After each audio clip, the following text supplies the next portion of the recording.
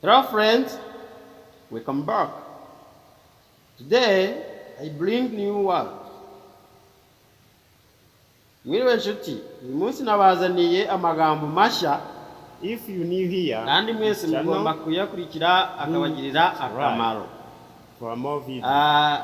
Mu buzima uzi neza yuko ibintu bibaho turi. In life, things happen around us, but the only thing that truly matters is how you choose to react to it and what you make out of it. Ariko icy'ingenzi ni uko wowe hari uko ubyitwaramo mu gihe uhuye nabyo, ndetse n'icyo ubikuramo. Life is all about learning. Hello friends, I hope you're fine. Today we are going to learn how to talk about yourself. Today we're going to learn how you can talk about yourself. Mwiriwe nshuti, uyu mwanya tugiye kwiga uko dushobora kuba twakwigira nk'umuntu tudaherukanye se, cyane cyane nka stranger. Mwibuke yuko ari nk'abantu tutazi cyangwa se nk'abanyamahanga, cyane cyane twita stranger. Ukabirepresentaho ese ukababwira ibikugize. Tugitangirira isomo, wowe ugiye kuribona bwa mbere, ndagushishikariza gukanda subscribe na like na share na comment. Rwose ni ubuntu kuri wowe. Ubundi wowe isomo niba wabonye ryakugiriye akamaro, nta mpamvu yo kuba utaduteza imbere. Ni ubuntu kuri wowe rwose, kandi biratunezeza nawe bikagufasha. Ni ukuvuga ngo iyo ugiye kwivuga utangirira kenshi na kenshi indamutso, ugakurikizaho amazina yawe, imyaka yawe, aho utuye, aho wavukiye, icyo ukunda n'ibindi. So let's get started. Take it seriously. Take this lesson seriously.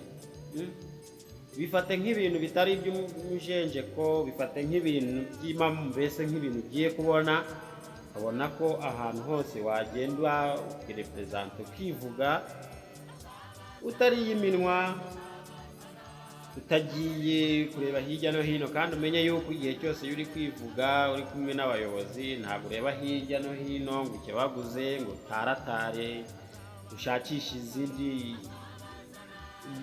bwisobanuzo budashinga. We shikama uvuge. Iyo ugiye kwirepresenta rero ku bantu, wenda n'urugero wagiye nko gusaba akazi, boss azakubwira ati tell me about yourself. Mbwira ibyawe. Tell me about yourself. Cyangwa se introduce yourself. Ubwo uzatangira nyine usuhuza uti hi, cyangwa se niyo wavuga ngo hello, niyo wavuga hey. That's the greetings. Or my name is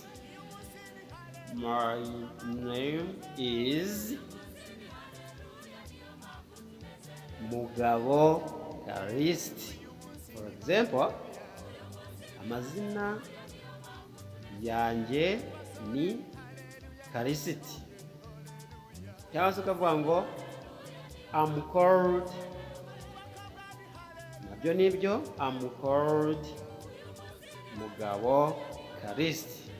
cyangwa se ukavuga ngo I'm Karist, nabyo nibyo. My name is, I'm called, bivuga ndi. My name is bikavuga amazina yanjye ni. I'm called bivuga banyita cyangwa se nitwa banyita. That's it. Kuba twagiye rero. Boss ashobora no kukubaza ngo why do you come here? Why do you come here? Kuki waje hano? Kuki waje hano? Ikibazo ari kukubaza. Kuko ushobora kuba waje mu bindi bintu nabwo atazi, ariko uko biri icyo wagambiriye nuko waje gusaba akazi. Nawe rero uzatangira umubwire ati I'm here in order to get job because I'm very poor. I'm here in order to get job because I'm very poor. Ndi hano kugira ngo mbe nabona akazi kubera ko inkennye. Ubwo nyine azaba amubwiye yuko yaje gusaba akazi rwose agakeneye.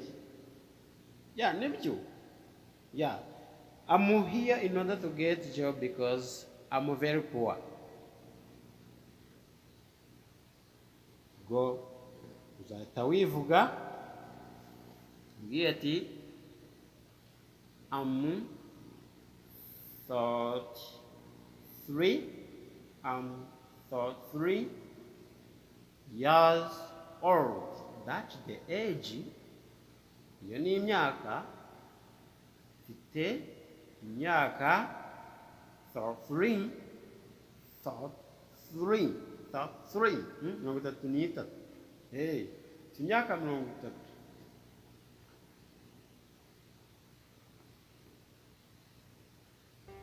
For 3 years old.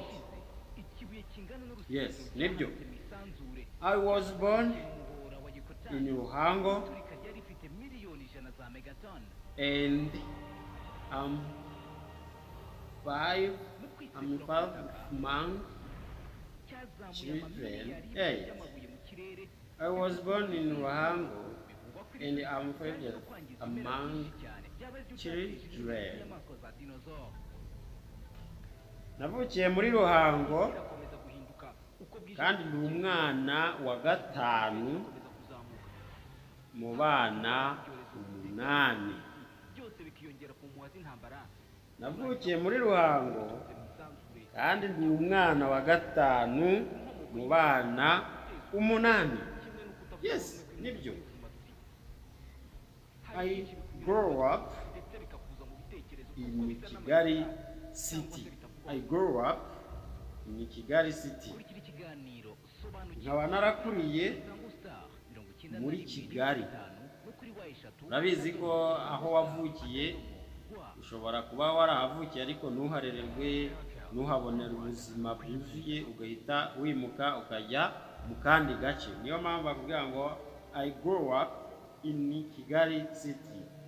I was born. Tandukanya I was born na grew. Iyi grew ni simple present. Naho grew hari grew hakaba grow hakaba na grown up. Right participle niko bavuga. Yes. I grew up in Kigali City. Nakuriye muri Kigali. I'm married with kids. I am married with kids. Ndubatse rwose narubatse ndashingiye cyangwa se mfite umuryango n'ibindi. Kuvuga ngo ashatse kuvuga ngo I'm married with the kids, narashingiwe mfite n'abana. I pay for the rent at Remera. I pay for the rent at Remera. Nishyura ubukode Remera. Ya, mbibutse ko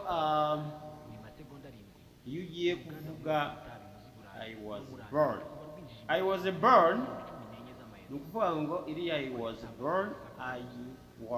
born navukiye. Ubwo ni ukuvuga ngo ubwenegihugu bwawe nyine ariyo region. I was born. Mbibutse ko aka kajambo ni akantu k'ingenzi cyane. Hari abantu batakazi, ariko wowe ubwawe ukaboneye muri iri somo ugomba kugafata kakakugirira akamaro, ku buryo n'umuntu yakubaza ati where were you born? Nihe wavukiye? Ugomba kuvuga ati I was born.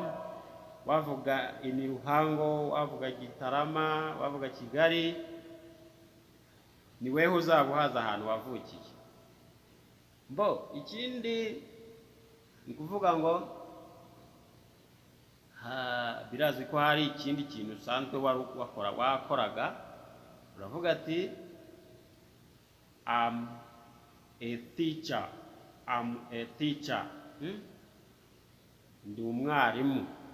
Niba ugiye kuvuga I'm a teacher, ntabwo uzavuga ngo I'm teacher. No, ntabwo ari byo. Ugomba kuvuga ngo I'm a teacher, kuko ugomba gushyiramo iriya A. I'm a teacher. I live in Kigali. Ntuye muri Kigali. I like reading.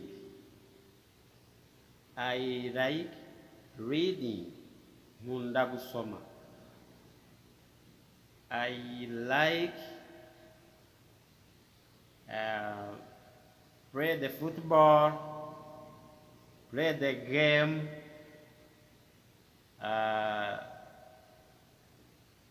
n'ibindi. Ni ukuvuga ngo icyo ukunda gukina, ukunda imikino runaka n'ibindi.